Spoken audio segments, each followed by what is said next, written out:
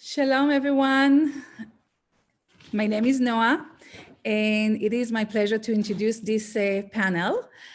This summit, The New Tomorrow, is a collaboration between the Peres Center for Peace and Innovation and the Israeli American Council, the IAC. This particular hour is also dedicated by the EDGE, IAC EDGE. This is the national network for young professionals with Israel at heart. For those who are watching us right now via YouTube or Facebook, we would like you to know that in about 30 minutes, we will be able to get into private rooms with the sharks where you can converse with them directly. But for that, you need to have the Zoom link. And the way to get the Zoom link is by downloading the app, which is, you can find it at the App Store under ISC Summits.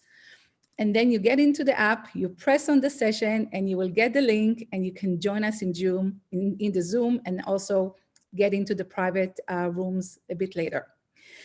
Today's session is moderated by Daniel Hausman. Daniel is a screenwriter, former journalist, and conference host on panels about the arts, Israeli culture, and entrepreneurship. He is currently a fellow with the Jewish Writers Initiative. He's one of the co-founders of the IAC network that is now called EDGE. And he is just a great guy. So with that, I would like to introduce Daniel, who is going to introduce the sharks. I also, before that, I do want to say that unfortunately, the shark Eldad Tamir wasn't feeling so well today. So we wish him best healings and hope he gets better soon. And so Daniel, the stage is yours. Hey, thank you so much, Noah. And can everybody hear me well? My audio is good. I see Yasmin, and I would love to see Oren and Zohar in my visual, by the way, would make it easier. If I put on gallery? Yeah, I still only see Yasmin, but I'll get into the introductions. If you guys can try to get the main participants so I can see their reactions and their eyes, that would be great. So welcome everybody, and thanks for joining us in these busy times. I actually think that this can be a good, fun discussion as well as relevant. And as Noah said, it's great that the IAC now is partnering with the Peres Center for Peace and Innovation. And this whole 3 days of sessions is great, and you should check out the other ones. But today is the EDGE track, and EDGE is our national network for young professionals who have Israel in their hearts. So let me just introduce our wonderful panelists who are all judges on Shark Tank in Israel. I'll start with Yasmin, since I see her in the lovely pink sweater there is in front of me. So Yasmin began her career as an Israeli Air Force operations officer and events organizer at the Tel Aviv port. She earned a degree in accounting, economics, and law at Tel Aviv University and an MBA at Stanford.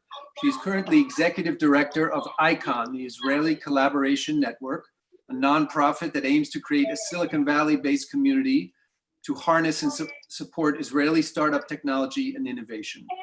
She's also been the CEO of Evoz, a consumer electronics startup, and was one of the co-founders of Israel Hayom, the leading daily paper, and we have many other credits we'll get into as they're relevant. So do I have Zohar?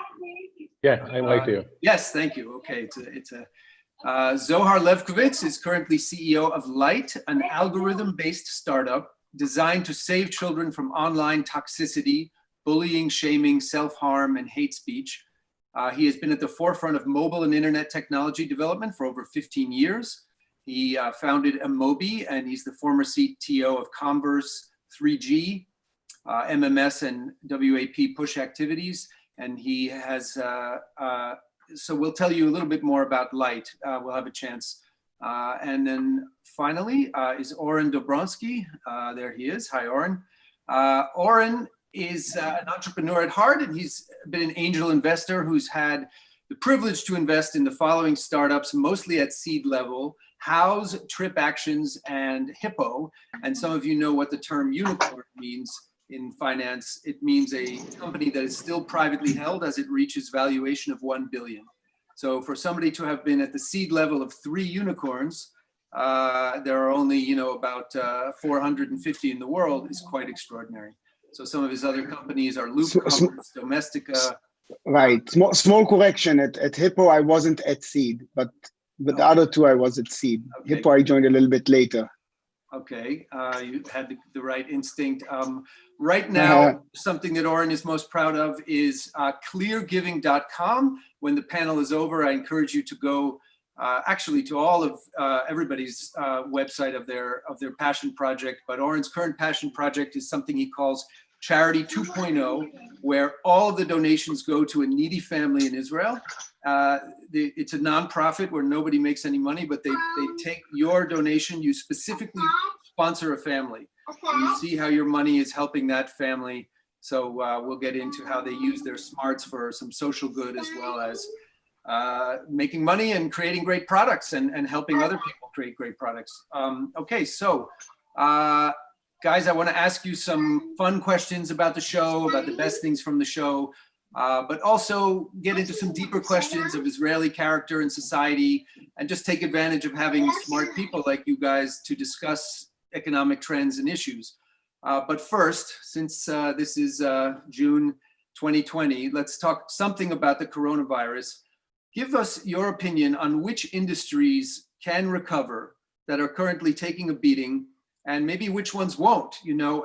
Which industries can pivot if they think innovatively, because as entrepreneurs, you guys know how to look for opportunities in disaster.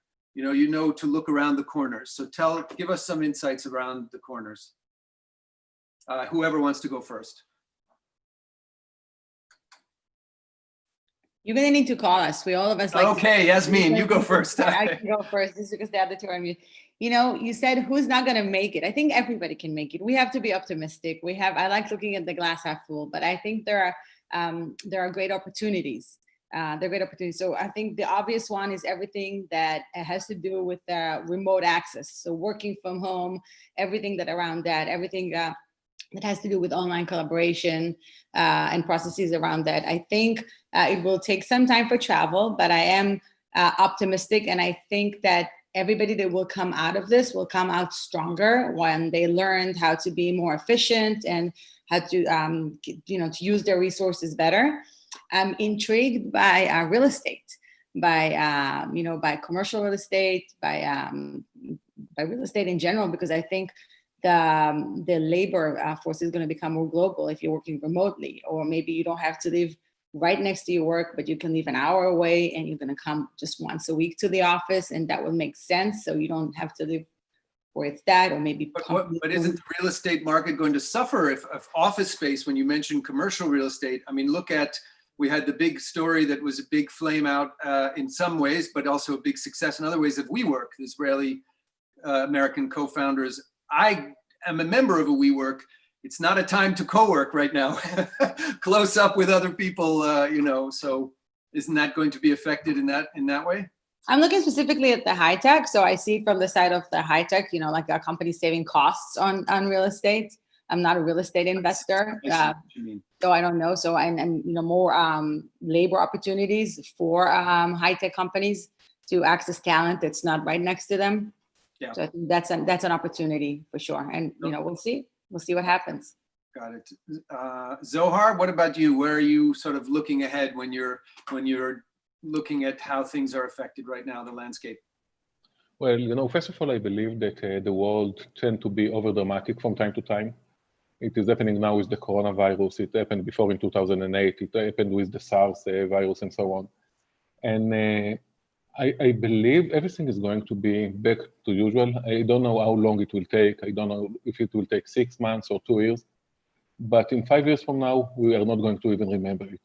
So everything will be back to normal. In the short time, I believe that we are going to see some changes for the travel industry, hospitality industry, and so on.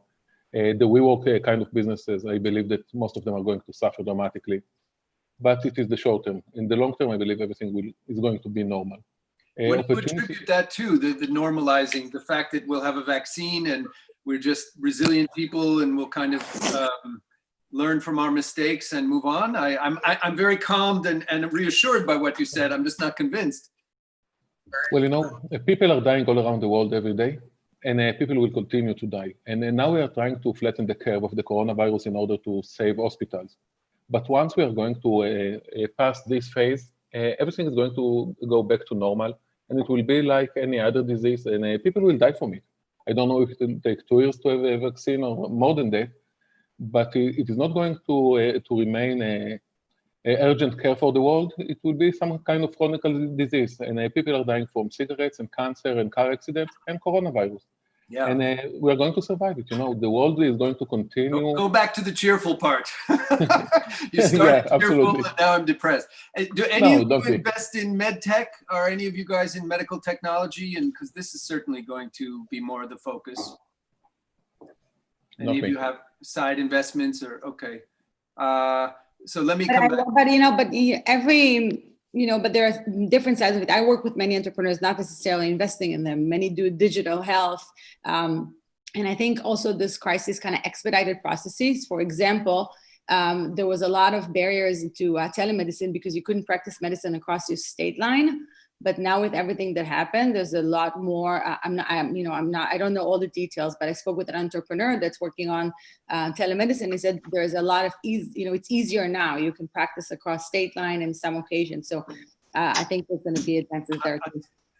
An irony about that with telemedicine is I have a friend who is an environmental consultant for Kaiser Permanente, a huge HMO in the Western United States, and they started telemedicine for a green initiative to save car emissions, because you so often have somebody drive and park and go in and for a 10-minute consultation. So in a weird way, it was to save.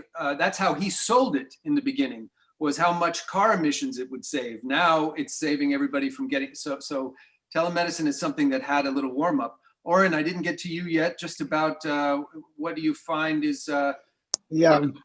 So I, if you would have let me speak before Zohar, you more or less would have heard exactly the same thing. So I agree completely with Zohar in a sense that I think that, when you are in the storm, then you start thinking, oh, this is going to change and this is going to change and everything is going to change. But in reality, human nature is just too strong.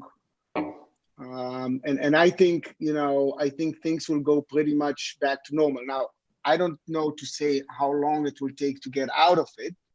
Obviously, I'm not an expert in health or viruses, but my point is that eventually we will gravitate to return to the same things that we did. Sure, there might be more work, people working from home. By the way, I'm not sure that this is going to completely change, even though some people, which I respect, believe way more companies will employ people who are basically from home.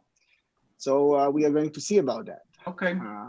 I wonder if there's something in the Israeli angle in terms of how you guys are not impressed by the drama, which I like. You're kind of more calm and less likely to be swayed by everybody's passion in the media because of what Israel has survived and what it continues every day and has to assimilate.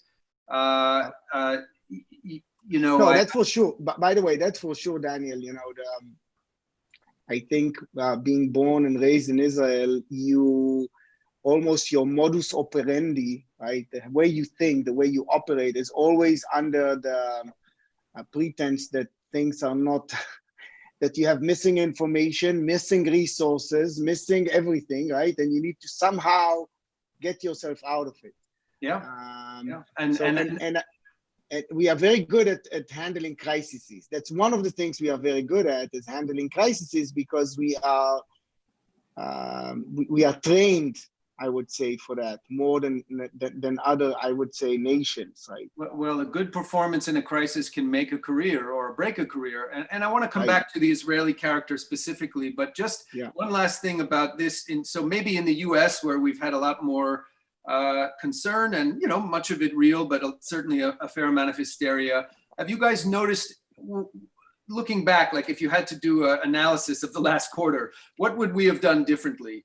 I'll just give you one example in terms of like, if we could have done a public-private thing. I was reading about how New York, it's a forgotten story, but New York City avoided a smallpox outbreak in 1947 There was a quick one where somebody came back from Mexico, a tourist, and there was a small smallpox outbreak. The mayor got everybody from the private labs and drug companies in New York in a room and said, and then he locked the door and he said, "You're not leaving until you agree to produce the vaccine and sell it to us at minimal cost." And basically it worked. And he pushed them and they avoided an outbreak with this kind of public-private. I wonder, looking back at the last few months, if you just have, as a Shark Tank judge, how could you, tell, and maybe I'm speaking of America too. So either Israel or America, given it. Well, let me say that, sorry for jumping in, but I think it is evident that Israel handled it much better just by looking at the numbers. Obviously per capita, right? Adjusted per capita. I mean, it's almost like more than an order of magnitude, maybe 50, 60 times better than in the US per million. I think the concept of closing down into a lockdown here in the US was very difficult for many reasons. There are political reasons, and we are in a year of elections, and the economy, and they were slower to even not even to lock down, to even address the problem. Even to agree on a strategy.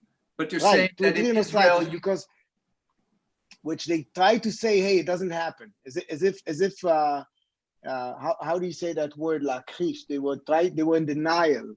They're saying it's not raining, but everybody's wet, Right. It will stop at the border. It will not come here.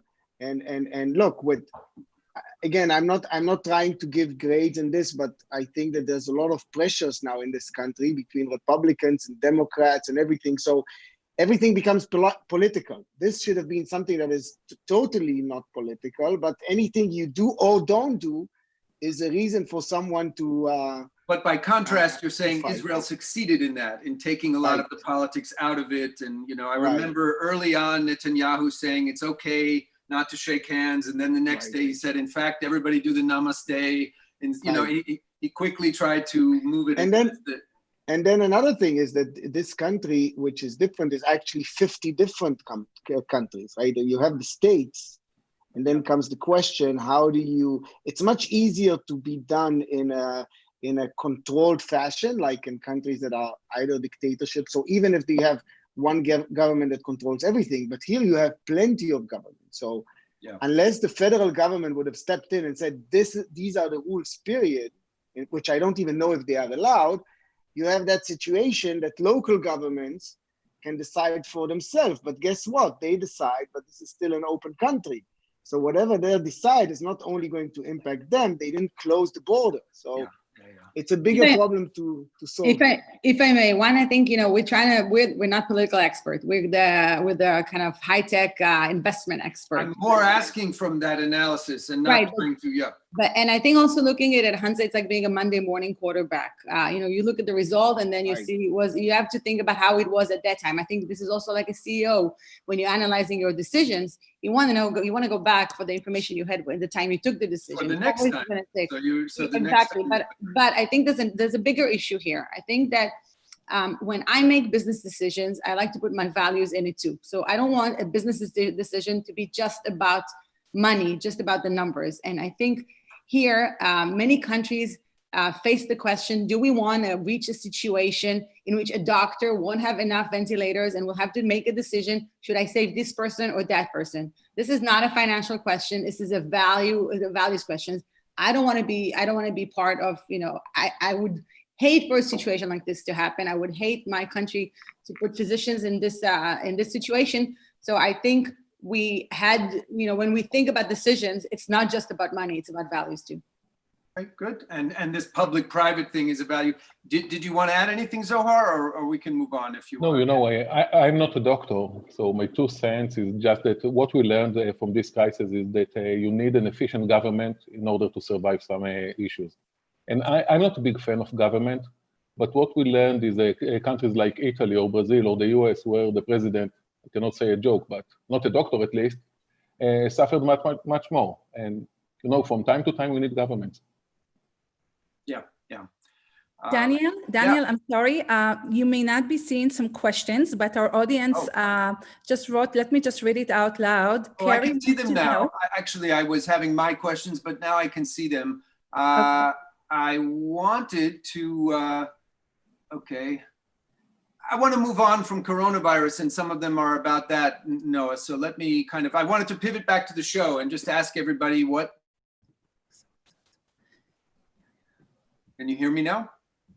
Yep. I wanted to hear about just what your favorite horse is that you've picked, and maybe also one that you're rooting for. I know it's only been about 2 years, 2 seasons, or but what's one thing that you invested in that you're most enjoying following, and maybe one that isn't doing what it needs to, but you're really rooting for? So Yasmin, you want to start? Zohar can start. Zohar did 2. For me and for Oren, this is the first season that we did. Zohar has the benefit of having 2 seasons. Okay, but it's Zohar. like you're asking who's my favorite kid. I like them all. I didn't, I don't think, but you know what, Zohar, you start, then I'll follow. Okay, yeah, sure. So I'm not going to answer your question by mentioning a specific investment or specific company, because not everything in life is about money. And for me, the best investment in this show was to make some better awareness to entrepreneurship and so on. And for me, the most relevant moment of this show was about 5 months ago. I went to a restaurant in Abu Ghosh, next to Jerusalem, and a young Palestinian guy came to me and asked to do a selfie, to take a selfie together with me. And I asked him why. And he told me that he is a student in Al-Quds University for MBA, and they put a translation on the Shark Tank in Israel, and they are trying to teach them a business with that. Great. And the same going on in Bnei Brak with the Orthodox religious Jews and so on. And for me, this is the best investment in the show. It is not about money, but we are changing our country a little bit. Good. No, and that's success is also the culture of it is what I wanted to get into beyond that. So that's wonderful that you're bringing in. One of my questions was how many, for the Americans who haven't been able to see it, how many Arabs and ultra-Orthodox people make it on there to reflect the society? Not enough. Okay, well, good. Something to work on. But I do have to say that, on my day-to-day at Icon, I work with the average Israeli entrepreneur, and there's hardly diversity. There's not enough diversity here at all. I think the show was more diverse than the bubble that we see at the high tech, so that was a plus. And I think, and my goal for the show is to, that everyone that has a dream will know they can act on their dream and they shoot. So we had women that come, we had teenagers that came, we had people from the periphery, we had an ultra-Orthodox that came, we had Israeli Arab entrepreneurs that came. So we had some diversity on the show, and much more than you have in the real high-tech bubble. Yes, I agree with Yasmin that the show is actually, I would say that if you take what Zohar said, I would actually say that it's a huge success, because if we do want to bring more diversity to the show, then the show is a night and day compared to the reality of high tech. In high tech, the diversity is very little. We see mainly men and mainly, almost exclusively Jewish. But in the show, they really did a very good job, I think. Now, can they do better? Probably, but still, if you look at most of the things, it's very balanced. And that's sending a very good message to these, societies that can suddenly feel that they are also a part of entrepreneurship. Oren, actually, next time you're in Israel, I'm going to take you to Bnei Brak to meet Moishi and have some chunt, and then to Nazrat to meet Hans. And you will see that Palestinians and the Orthodox are doing much, much more than what we understand. It is an amazing... I'm not saying that not, but I'm sure that you agree with me that the people, me as an investor, I don't know, here in the Silicon Valley, the people that we get to see is right. not diversified enough. We wish it would be more diversified. And I think when you look at the Shark Tank, they did have a much bigger diversity than the averages that I see. And I got to warn you before you go to Bnei Brak, which every time I'm in Israel, I go and I do the tour, be careful of the chunt. It's going to sit in your belly for at least 3 days. And then some hummus in Nazrat. There's a Right. certain price you have to pay for being Jewish and eating cholent every once in a while.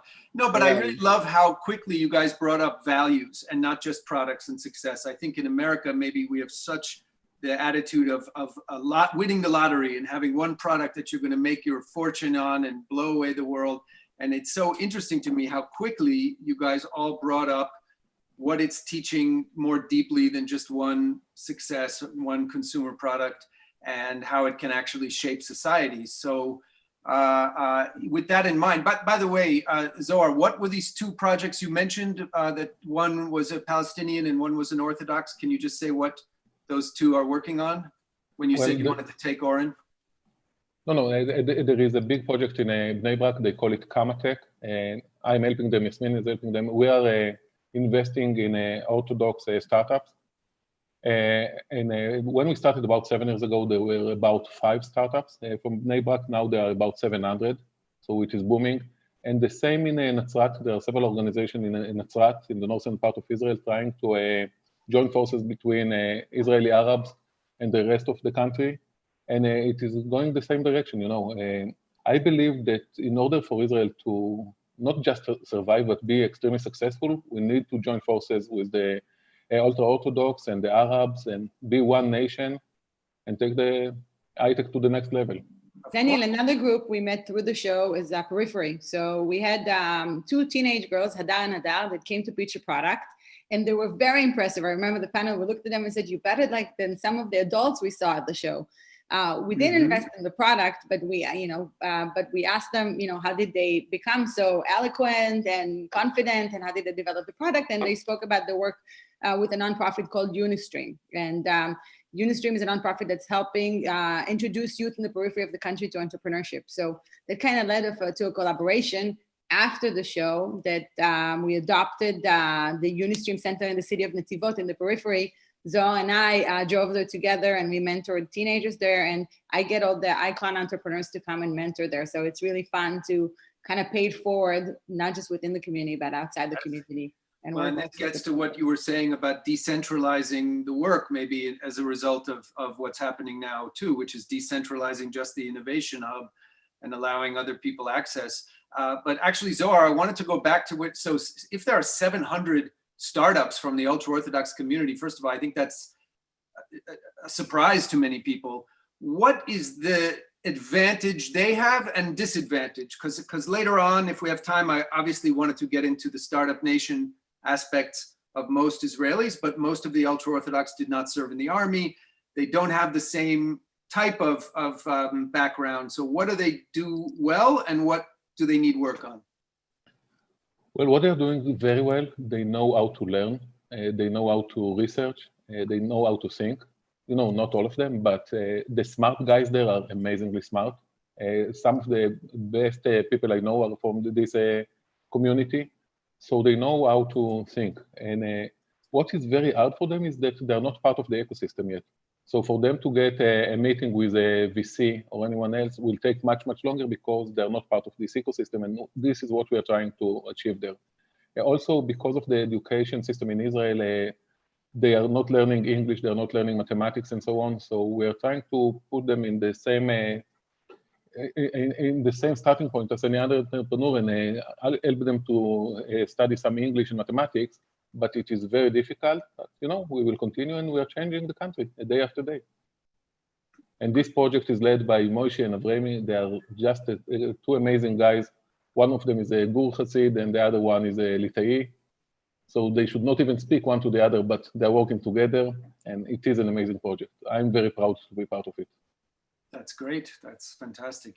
I remember also just seeing a documentary in Israel about the buses, and that once there was a bus line to an Arab village, everything changed. That was the first domino that then allowed, once they could get to work in under an hour, there are so many things that can open up the economy and the society. So I think that's great that you're doing that.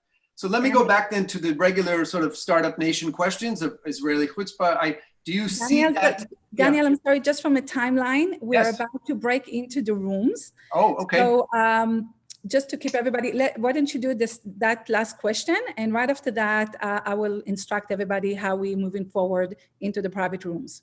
Okay, I guess I was going to get their sort of sense or reaction on generally the perception that, and maybe this is why the show such a natural for Israel. As you know, in the book Startup Nation, came out 11 years ago, it talked a lot about how the background of Israeli army really helps, where and also the fact that many people in Israel are the children of immigrants, the grandchildren of Holocaust survivors, and they have nothing to lose. They're willing to take risks more. So I don't know, do you think this is still true, and this is partly what is pushing this culture in Israel? Well, I can talk about it a little bit. So I lived for over 10 years in Palo Alto, Silicon Valley. And I must say that Israel and Palo Alto are almost the same. You know, entrepreneurs are entrepreneurs. I believe that in Israel you have more kids going to build their own startups or teenagers and after that, just because there are not many other alternatives. You know, I have some friends in Germany, and in Germany you can go to the car industry or the banking industry or something else. In Israel, if you're not going to the high-tech sector, the rest of the country is, sorry, but some kind of Africa. And there are not that many opportunities, and that's why I believe that the best of the best are trying to build their own startups. Okay. Did anybody else want to address it? What was the question, Daniel? Why do we have more? If whether the Startup Nation and the concept of chutzpah for Israel has made it a natural, like for Shark Tank, if you feel that these types of products and initiatives really are like almost in the Israeli character. I think the Israeli character, you know, it's so hard for me to generalize on one end because every individual is like a whole world, is something different. Yeah, but I do think that in the Israeli spirit, in what we learn in the army, we also learn to ask questions. To challenge the status quo and you know, take a lemon and make it a lemonade. Like everybody's dealing with this crisis now and trying to make something out of it. So I think it is within our character. You know, in the US, many times you see career waitress and waitresses in cafes where you go to. And this is something that I don't think exists in Israel because it's like an entry job. You do it when you're a student and then you get another job. Everybody has big dreams. Everybody has a mom that's breathing down their neck. Did you go to school? What are you going to do? What's going to, you know, even my mom is on this call. She's still making sure I'm on track. So it's very hard to generalize, but look at the results. We're doing quite okay. Awesome. So Noah, you want to do the rooms now? Yes, thank you so much, Daniel. Captivating conversation. And we'll get back to Daniel a bit later, because I know he has some other great questions. So we have, just to remind everyone, we have people from all over the world joining this conversation. And in the next minute, you will be splitted into private rooms with one of the sharks. It's like a surprise, a bitzat hafta'a, egg surprise. You don't know what you get, but for sure you will get a shark, and for sure it's going to be extremely interesting. And you will have the opportunity to ask your questions. Those rooms will be facilitated by one of our team members. So don't worry, you don't have to do anything. Stay where you are, and we will take you to your Zoom room. So those who are watching us on Facebook and YouTube, remember, you can join us to the room only if you do it from the app, which is at the App Store at ISC Summits. That's about it. We'll get back in about 20 minutes for the wrap up, and we'll meet Daniel again. And thanks so much so far for joining us. Ella, we are ready for the room.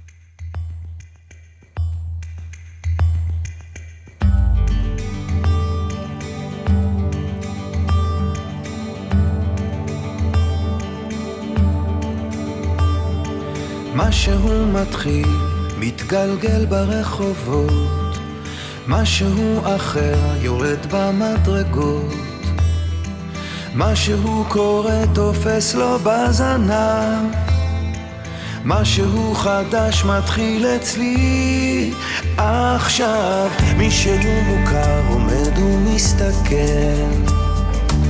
אמצע הרחוב ומישהו אוכל, כמה רעשים הופכים כבר למקצת, משהו חדש מתחיל אצלי עכשיו. דברים קורים תמיד בזמן נכון, באים הולכים בני המון, את עיניי תראי ומה גם יקרי בי, ניסים קורים הכל עוד אפשרי, האם פתאום אתה עברי.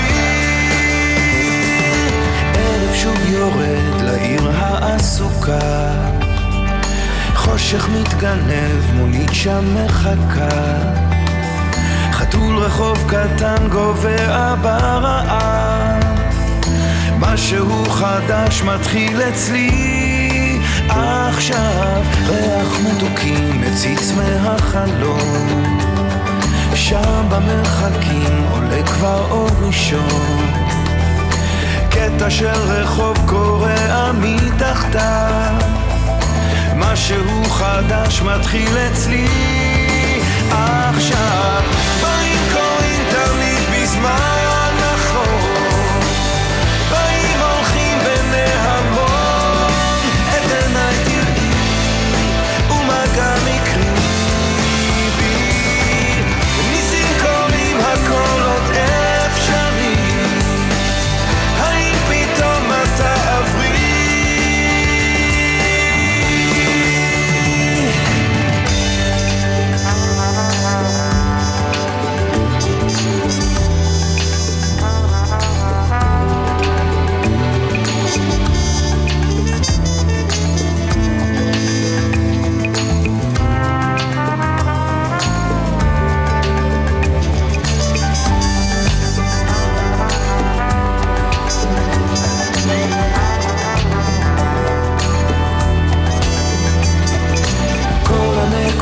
כבר מתחברות לקו, משהו חדש מתחיל אצלי עכשיו. דברים קורים תמיד בזמן נכון, באים הולכים בני המון, את עיניי תראי ומה גם יקרי בי, ניסים קורים הכל עוד אפשרי, האם פתאום אתה עברי. כרגע של שלווה אני עוד פה לבד, זוג צעיר עובר מחזיק לו יד ביד, מעבר לפינה פנים חיוך רחב, משהו חדש מתחיל אצלי עכשיו, מתחיל אצלי עכשיו.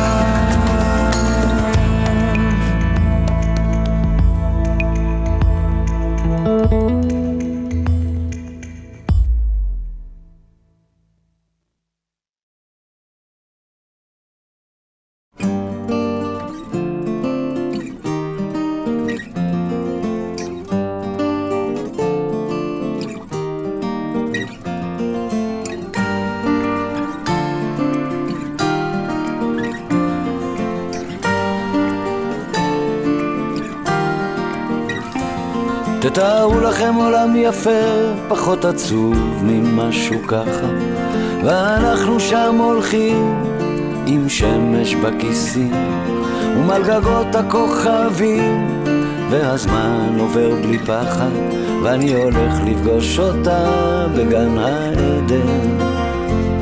תתארו לכם קצת אושר, כי הוא כל כך נדיר כאן, עיר מגניבה בתוך החושך, ושנינו בסמיכה, והיא מלטפת אותי ואומרת לי מחר יקרה מה שרצית, ועם לאט השתקפויות של עצב ושמחה. תתארו לכם באמצע יום יפה, שמיים עליכם, אהבה איתכם, כן ככה זה קרה, לפתע היא אמרה, אני עוד זוכר אותה, כמו בסערה, תתארו לכם אותי נופל, לתוך זרועותיה.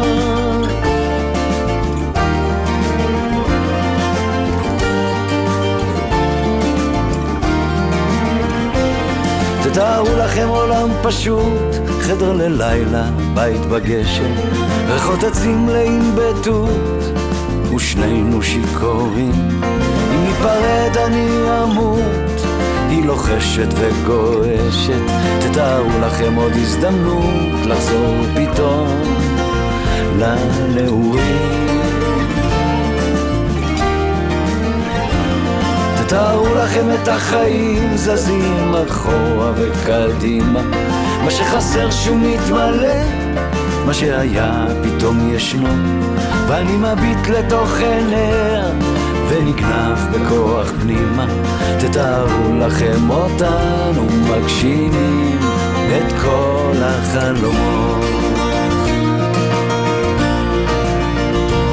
תתארו לכם באמצע יום יפה, שמיים עליכם, אהבה איתכם, כן ככה זה קרה, לפתע היא אמרה, אני עוד זוכר אותה, כמו בסערה, תתארו לכם אותי נופל לתוך זרועותיה.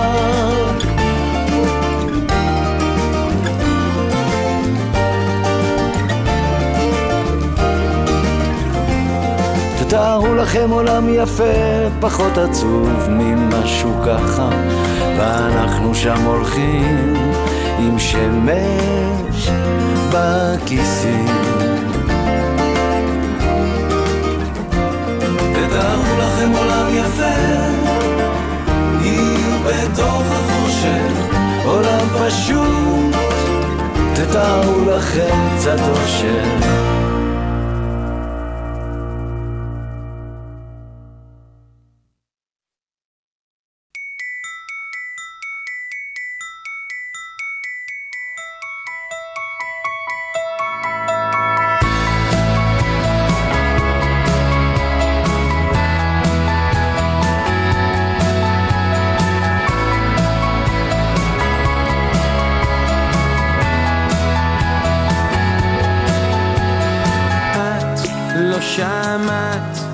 הוא עמד שם וקרא לך בזמן שאת איבדת עניין, הוא לא האמין שזה יקרה לך.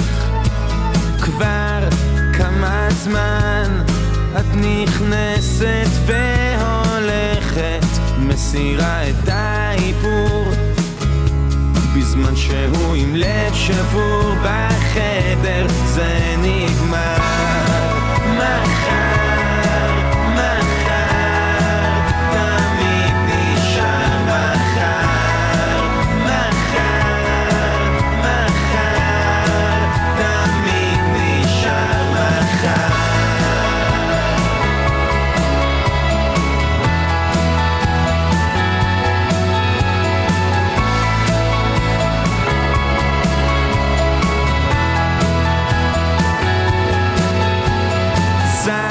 לא מוכר אחרי הרבה שנים ביחד, איך היא כל כך רחוקה, רק נהיית יפה יותר וחזקה, ואתה במכונית מחפש אותה בלילה, ממסיבה למסיבה. כמה מסיבות יש כבר בעיר הזאת בכלל. מחר, מחר, תמיד נשאר מחר, מחר, מחר, תמיד נשאר מחר.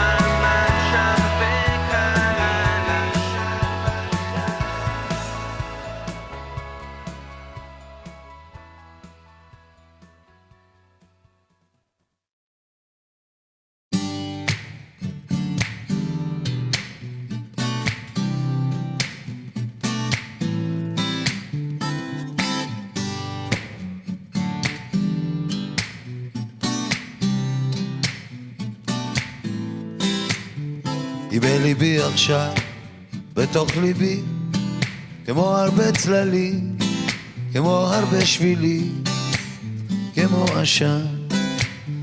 היא רק שלי עכשיו, היא בחובי, כנוף הרבה עלים, כמנהר כחולי, עכשיו היא כאן. אהבתיה, אני יודע זאת פתאום. אהבתיה, פתאום עכשיו, פתאום היום, כן היא שלי עכשיו, כמו השיר, עולה היא מתוכי, עולה בכל כוחי, כמו השיר.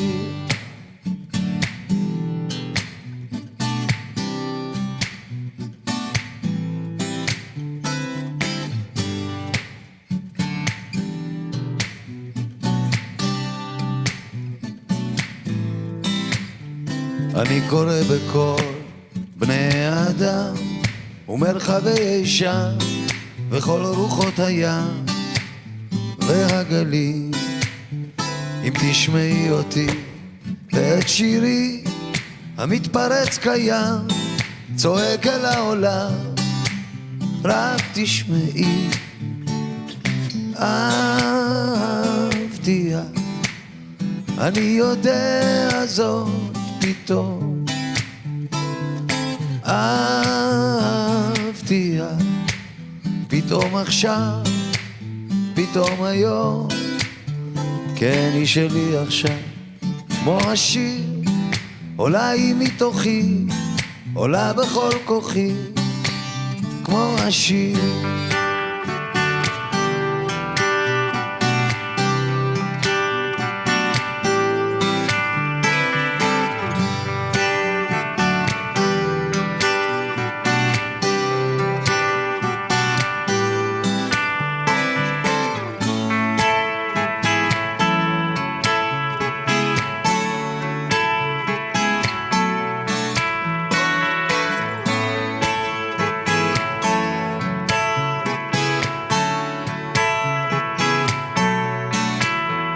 את בליבי עכשיו, בתוך ליבי, כמו הרבה צללים, כמו הרבה שבילים, כמו עשן.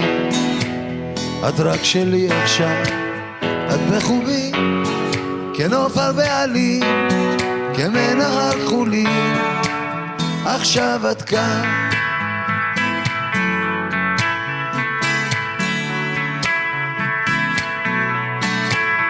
עכשיו את כאן.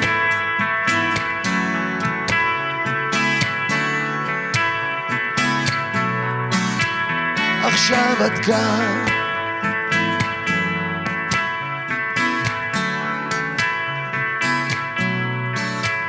עכשיו את כאן.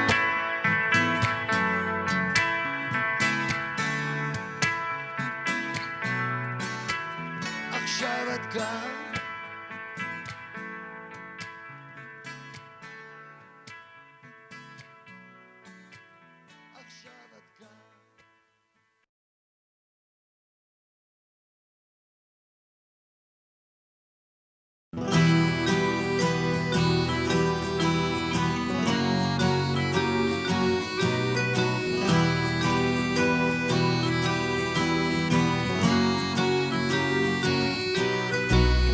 שם בתוך מיטה, מול קיר ענק כחול, קר וזול, לפעמים אתה נאנח בלי קול, ובכל זאת אמא שם שומרת גם כשאתה גדול, מחליפה לך בגדים, אומרת שאתה מלך הגברים, בשבילה אתה יכול להיות מה שבא לך לראש, מלך החיות או מלך ההרים. אם תטפס אישה, קום תהיה כל מה שבא לך, כי בשבילה אתה תמיד מלך העולם.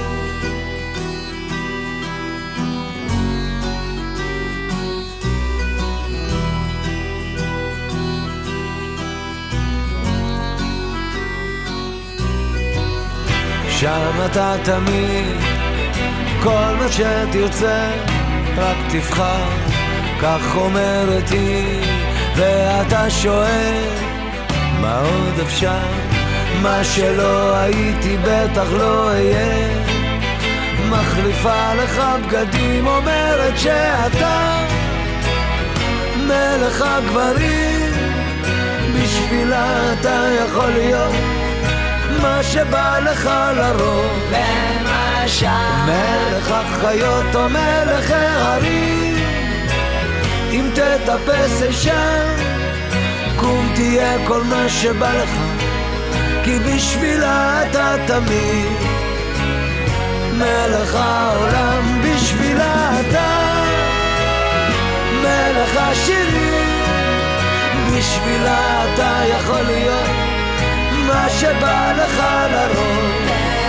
למשל מלך החיות או מלך ההרים, אם תטפס אישה קום תהיה כל מה שבא לך, כי בשבילה אתה תמיד מלך העולם, מלך העולם.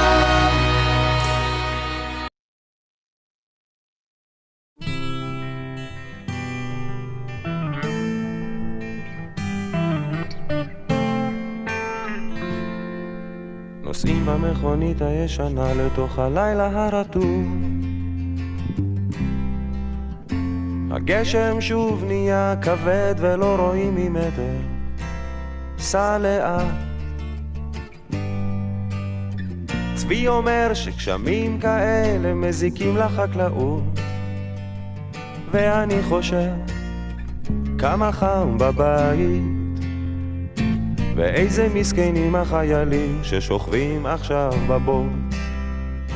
סע לאט, סע לאט. ברדיו החלפון של הגשש פתאום התחילו חדשות,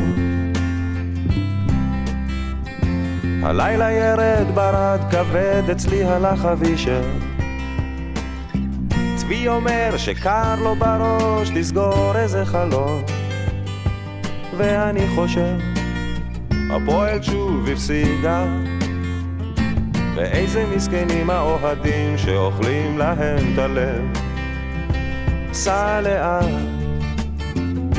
סע לאט, תן למחשבות לרוץ לכל הכיוונים, לא יתחילו בלעדינו. סע לאט, סע לאט. נוסעים במכונית הישנה לתוך הלילה הרטוב, מחר אני יקום מוקדם, תראה יהיה בסדר. צבי אומר שקשה לו לנשום ונגמרו לו הטיפות, ואני חושב עלייך, ואין שאת יודעת לפנק, אני אוהב אותך. סע לאט, סע לאט.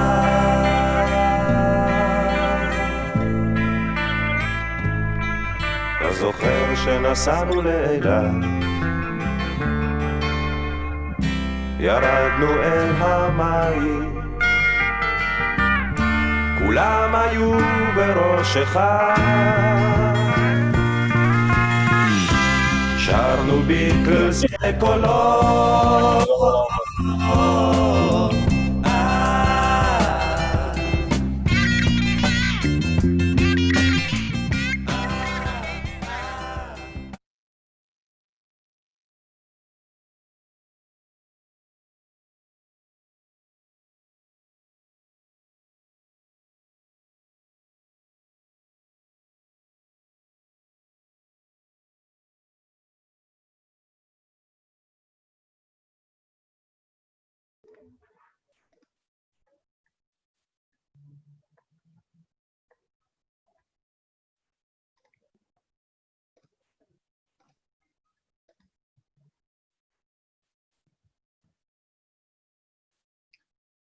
Oh, hello, we're back as a group. Okay, It went silent for a moment, but we have our sharks, our panelists. Hi, great. Yasmin, Zohar, if you can unmute yourself, and Oren as well, everybody.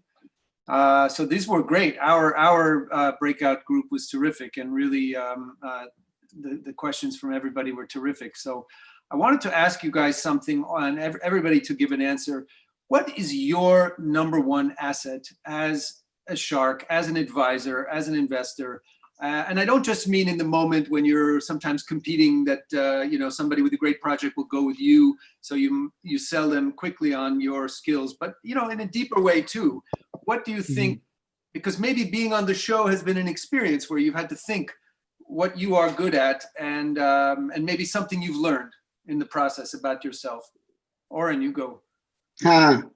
So first of all, it's important to, explain to people, for people to realize that the show is is a very different aspect, is a very different type of investing that I'm doing than what I'm doing in my day-to-day. I'm usually investing in startups and high tech. Many times these startups are already advanced, or I'm meeting people who, if they don't have an advanced startup, these people are very accomplished. They've done a startup, they come to me in a much later stage and mature situation. And more higher valuation. Yeah. Right. Higher valuation. Again, many times these are second-time entrepreneurs. And I think what they value is, my experience. I've been in the industry for 20 years and I've helped a lot of startups. I invested in a lot. And what they are looking for is, my experience and my connections, right? I mean, that's why they come to me. Money they can find in many other places, but that's why they would come to me, so I can help them. Now, let's open a parenthesis. Let's speak about the Shark Tank. Shark Tank in Israel is a relatively still in early stage, right? I think there were 3 seasons in total, but one of them was many years ago. So really, we are talking about 2 seasons. We are now really counting it as season 2. And the startups that are getting there are more, earlier stage, sometimes by people who are who don't even have a concept of what a company is. Okay, so they are less educated. Many of them come with local startups. They are aiming at the Israeli market. Many of them are not even, I would say they are borderline digital. Some of them are not even digital. Right? Wow. Many of them. We call this a more remedial level. Right, it's think about it, it's low tech, local, by people who never did the company or know that concept. So, I think that if you ask me what am I bringing there, is I think I'm trying to bring them guidance. I'm trying to be the people that I will choose, or the people that I believe will choose me, is because they want me to help them beyond just giving them the money. Believe it or not, some of them don't even want the money. Believe it or not, some of them told us after the show, you know what, we don't need your money, which is amazing to me. So they really come with an expectations that we will help them build it. Many times it's too big of an expectation. So many times these people come and think, I don't know anything about marketing, why don't you tell me? No, that doesn't work that way. I'm not going to do the stuff for them. Thank you. Good. Yasmin, unmute yourself. What is your special sauce? And also what touches you about a contestant? What beneath, you have such a strong brain that you're focused on them, but what gets past that and makes you want to root for them and bring your own skills? I think what I care most is the people. Is I want to look at the entrepreneur and see like the sparkle in their eyes when they're working on something. It also has to make sense. You can't work on something that you have no background in, but being an entrepreneur is like, it's a marathon. It's not a sprint, and you got to work hard and you got to be ready for it, and you got to devote yourself. And there's a lot of personal price that you're paying. So people have to understand that and be ready for that and really want that. So I'm looking for the people with the spark in their eyes and this desire to innovate and understanding and being coachable and being part of the process. And what people are looking for, I was going to joke and say, Our asset is that we have Dovi on the favorites, because everybody I meet is asking, oh, how's Dovi? How's Dovi? Oh, how's Oren? Or how's Zohar? Is he really like this in real life? Is he really like that in real life? But you know, maybe our strength is in our network, is in the learning from the people around us. I learned a lot from Zohar, and I learned a lot from Oren, and I learned from all that, you know, also from the entrepreneurs that came and saw us. So our ability to learn, the people that we have around us, our experience. Nice, nice. And so you mentioned, Yasmin, just now, and Zohar in our private session, you mentioned that similar to what Yasmin just said, that somebody should be teachable. You know, that you look for somebody who is open to being coached and learning. I think you need to unmute yourself, Zohar. But I really like that, somebody who is, because maybe this is really just their starter project. It sounded like what Oren was saying. Maybe this is not the end all, but just their first year of university. Sorry, what was the question? Just that I guess I was making a bridge and asking you again back to the question of what you bring. And I know in our breakout group, you mentioned that you look for people who are teachable, but what do you think they get uniquely from you? Well, I believe that the only thing I can really give them is my connections. You know, I'm not smarter than most of them. My personality is not that good, but I have many connections. I spent many years in the US. I know Yasmin, so I have the right connection to go anywhere in the world. And that's what I can give them. And also a little experience, you know, but most of the times my experience is just not relevant for them. The fact that I built some very big technology organization, it doesn't do anything for the small falafel stand I invested in the show, for example. So it is about connection, it is about way of thinking, but you know, yeah, connection. And I believe that the only reason that people are doing MBA or anything like that is to get your network, to get your connections. This is the #1 tool that we all have. So just pivoting on that, Zohar, and also that you mentioned you believe in small government, is there one example of an economic policy in Israel that you would change either to make it more competitive and open it up more to innovation? Or, you know, I know I learned a lot about the Israel anti-concentration law, for example, in 2013, which has been a landmark law. What else do you think might change that would help innovators? In Israel? Yeah. Peace. If we will have peace, everything will be much, much better. And it doesn't matter if you are right or left, but peace will do an amazing stuff for all of us. But other than that, I don't believe that the government should be that much involved. I believe that the high-tech industry, we know what we are doing. We don't need much support from them. We just need them not to stand in our way. But that's about it. I don't believe that the government should give a lot of money to the startups in Israel. I believe that when they are giving money, they are not doing very good for the market, because they're giving the money usually for the wrong startups because they don't have enough understanding. And it is just create more competition for nothing, more competition on talent and money, but for no reason. So. But what about giving money like to bring a lot of jobs to Beersheba, to bring a company that to say, if you give them 400 jobs in an office in the periphery, you know, then we'll give you an incentive. What about that? Well, I believe that the industry should do it itself. I'm not sure that the government should do it. The government only needs to build the infrastructure. We need the infrastructure between Tel Aviv and the northern part of Israel or the southern part of Israel. We need trains and so on, so people will be able to move. Not much more than that, you know, the same way that I don't expect the California government to build more technology startups in Napa Valley or in Sonoma. There is no reason for that. If it will be right for the industry to build startups in Napa, we are going to do it. If it will be right for us to do it in Beersheba, we are going to do it. The government just needs to give us the infrastructure to do it. Build universities, build train stations, and that's about it. Thank you. Yasmin, do you want to answer the initial question about anything that is a impediment to innovation in Israel that, you know, you could change? Were you favoring the anti-concentration law, this as an example?